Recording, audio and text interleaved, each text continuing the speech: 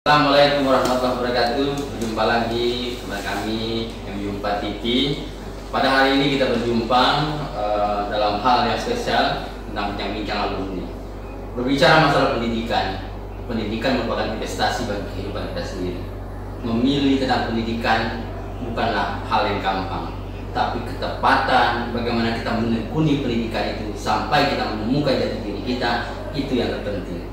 SMA Muhammadiyah 4 Bengkulu sudah lama berdiri, sudah ribuan alumni yang tamatkan, sudah ratusan orang-orang hebat yang termuka di muka bumi ini, alumni dari SMA Muhammadiyah 4. Tidak lupa kami mengucapkan terima kasih kepada support alumni SMA Muhammadiyah 4 yang terus bangga dengan terhadap sekolahnya. Pada hari ini kami kedatangan tamu istimewa yang merupakan alumni SMA Muhammadiyah 4 dan nanti bisa menginspirasi adik-adiknya di kelas yang sekarang masih berjuang menimba ilmu supaya ada kepercayaan diri. Kedatangan tamu adalah Yustian Sobara Korpayanda. Ya, dipanggil sehari-harinya itu Yanda di sekolah dulu ya kan. Jadi kalau panggilan lain banyak saya lihat yang mendengar, tapi kita panggilan di sekolah dulu adalah Yanda. Yanda merupakan lulusan terbaik di SMA Muhammadiyah 4 dan mampu bersaing dan sebagainya. Kabar Yanda? Alhamdulillah sehat. Sehat ya. Jadi sudah casing dari Belanda nampaknya sudah berubah wajahnya. Yanda, kita ingin tahu ya kan, bagaimana dari mana sih asalnya Yustian ini bisa mengembara seperti itu.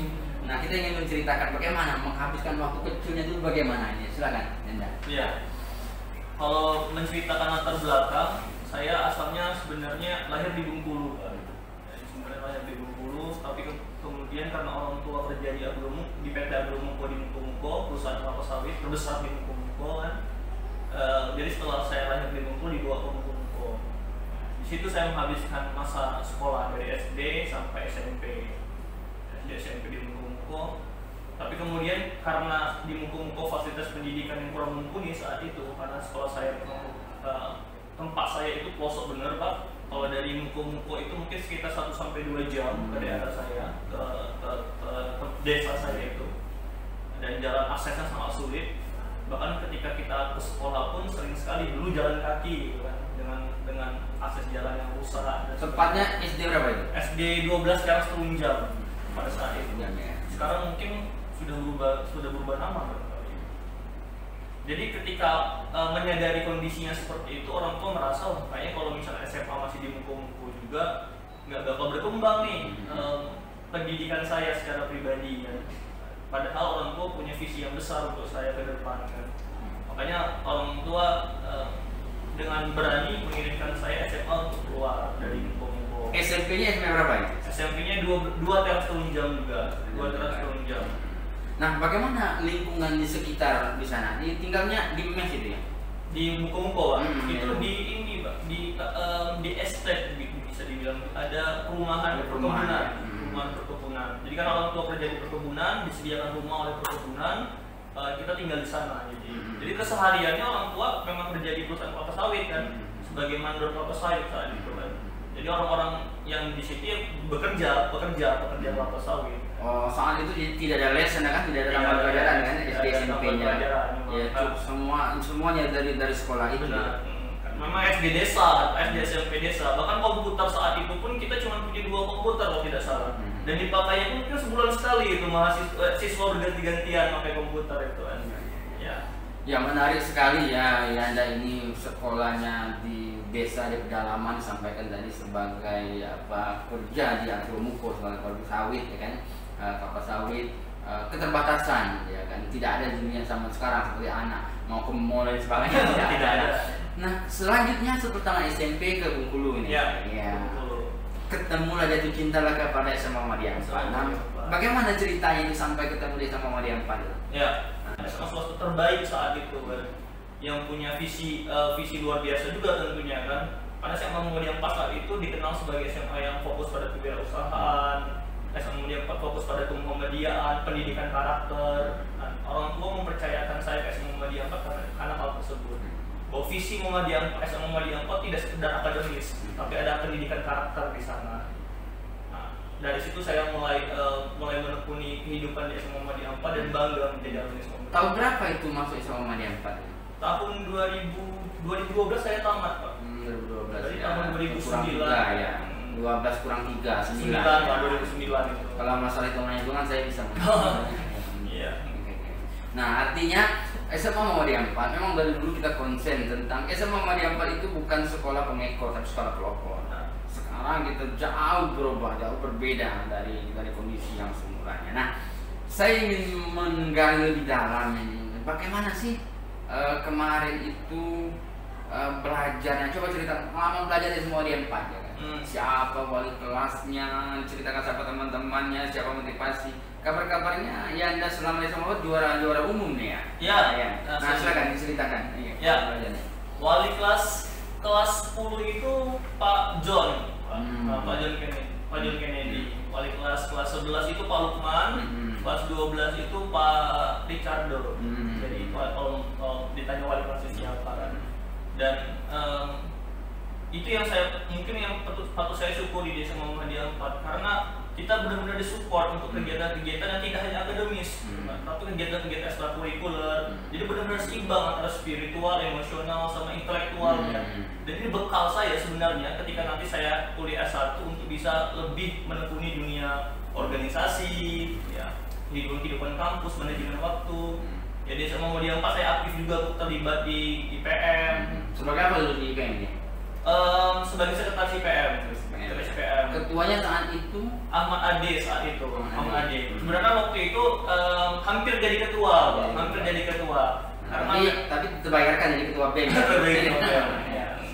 Tapi memang ada persaingan politik SMA waktu itu sehingga saya jadi sekretaris. Nah itu ketika SMA. Dan saya aktif juga di kegiatan teater waktu itu. Bahkan kita mungkin waktu saat itu merupakan pelopor teater SMA Muhammadiyah 4 dan kelas lintas sepian. Dan alhamdulillah banyak memberikan piala-piala untuk SMA Muhammadiyah 4 waktu itu. Dan saya menekuni dunia itu waktu itu. Dan efek dari penekunan itu benar-benar terasa ketika saya kuliah S1. Karena di teater kita diajarkan berretorika, misalnya, dan diajarkan untuk aktif berekspresi. Nah itu yang sangat saya syukuri. Ya jadi MU4 TV fan, jadi kita MU4 TV fan ya sebagai adik-adiknya. Jadi cukup banyak ya inspirasi yang kita dapat pada hari ini. Artinya apapun yang kita belajar hari ini, sekecil apapun adalah menjadi bekal bagi kehidupan kita ke depan.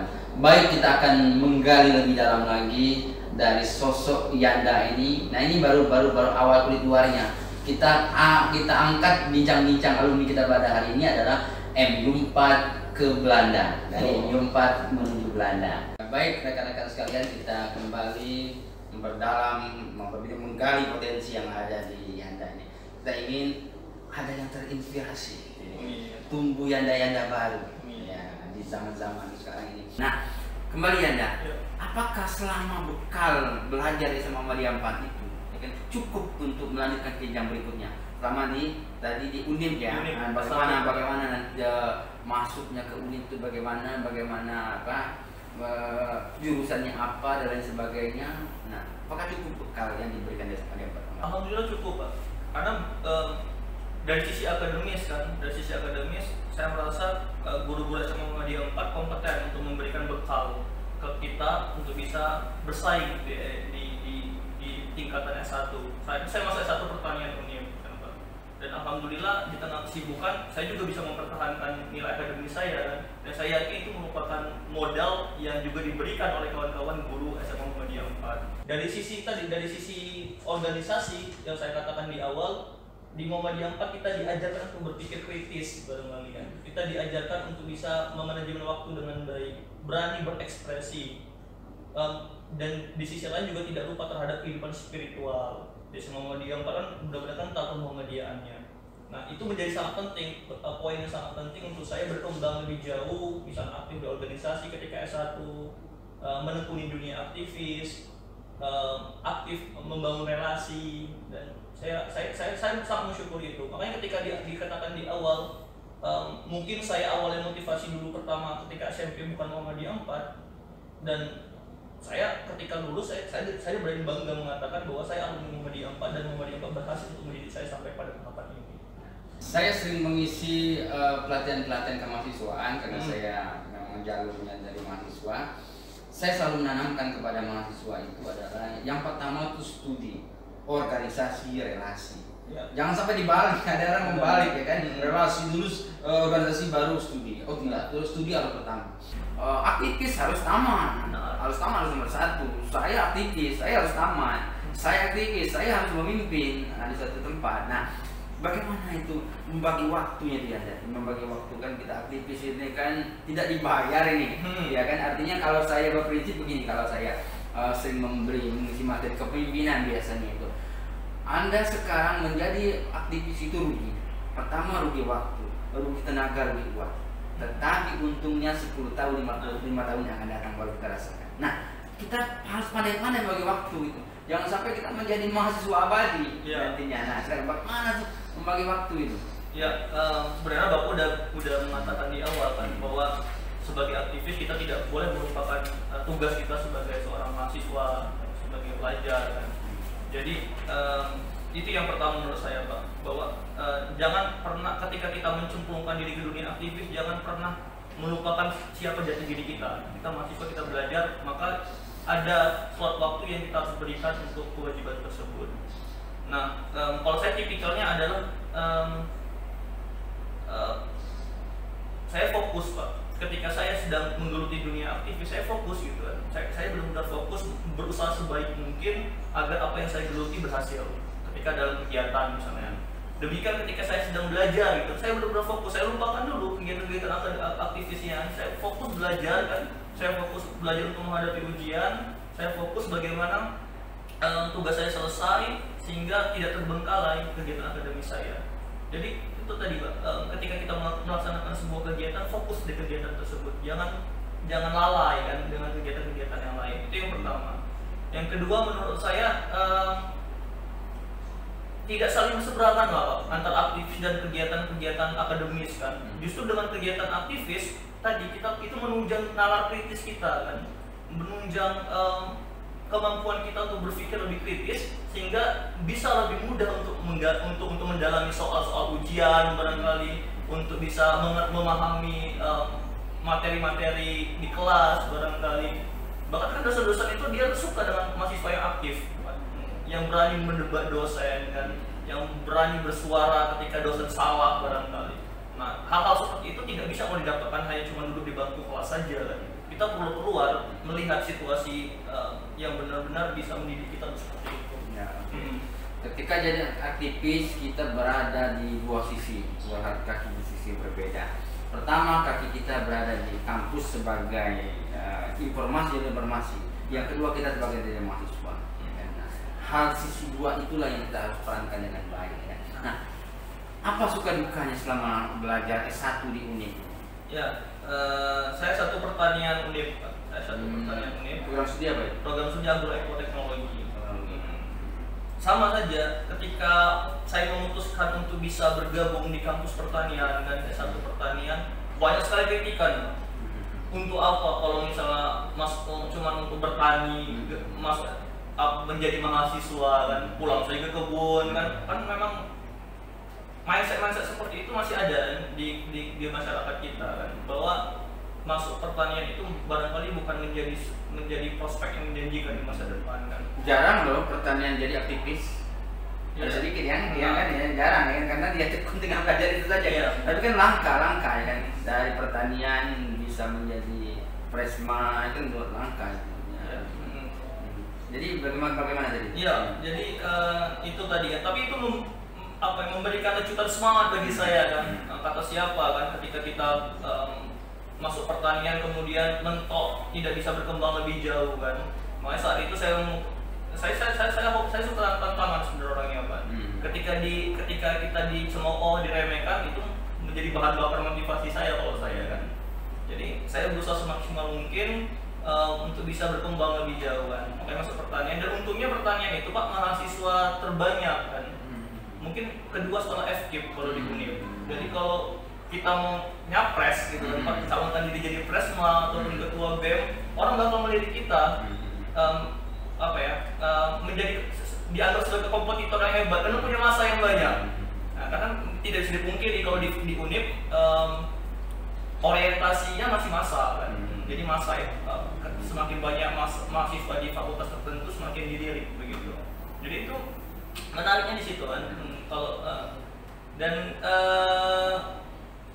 tadi untungnya kawan-kawan dosen-dosen pertanian juga dosen-dosen yang dia concern terhadap dunia aktivis Pak. Dia banyak yang tergabung di HMI contohnya kan, di kami kan. Jadi dia sangat support terhadap kegiatan aktivis begitu.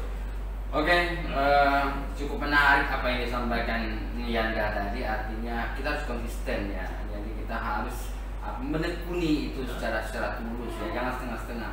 Saya selalu berpesan kepada aktivis dan kepada seluruh siswa itu, jangan sekali-sekali mundur dari amanah.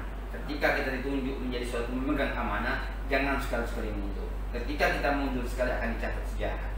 Dan Yanda sudah mencatat dirinya ya sebagai tinta emas, dicatat itu di Unip itu adalah sebagai peristiwa tidak bisa dibohongi dari mungkin. Nah, di mana sih Belanda ini? Banyak orang belum tahu nih Belanda itu di mana. Kan kita tahunya penjajah Belanda ini kan. Tapi orang tidak tahu bagaimana Yanda bisa ke Belanda, bisa melaksanakan pendidikan. Ternyata kan tidak mungkin, kan mahal ke Belanda itu. Naik pesawatnya aja berapa jam itu? Berapa jam itu ke Belanda itu?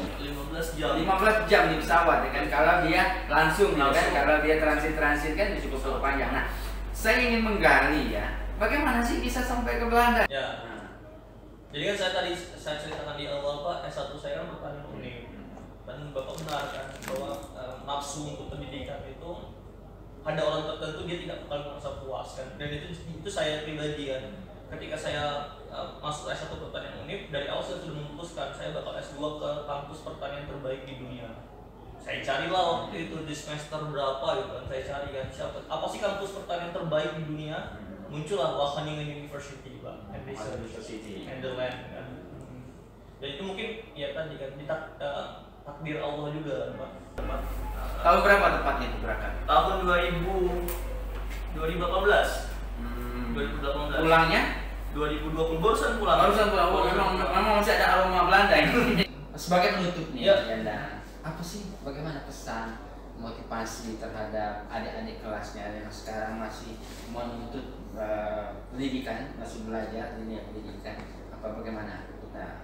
Ya, kalau saya selalu percaya Pak, kalau kesuksesan terbesar itu bukan berasal dari identitas alma mater kita, warna alma mater kita merah, biru, hijau, tapi kesuksesan terbesar itu adalah dari ketekunan kita menggeluti passion kita. Nah, jadi arahkan passion itu untuk memberikan manfaat bagi orang lain. Ketika orientasi kita memberikan manfaat bagi orang lain, passion kita itu dan bidang ilmu kita ada untuk itu, insya Allah kesuksesan pun bakal menanti kita.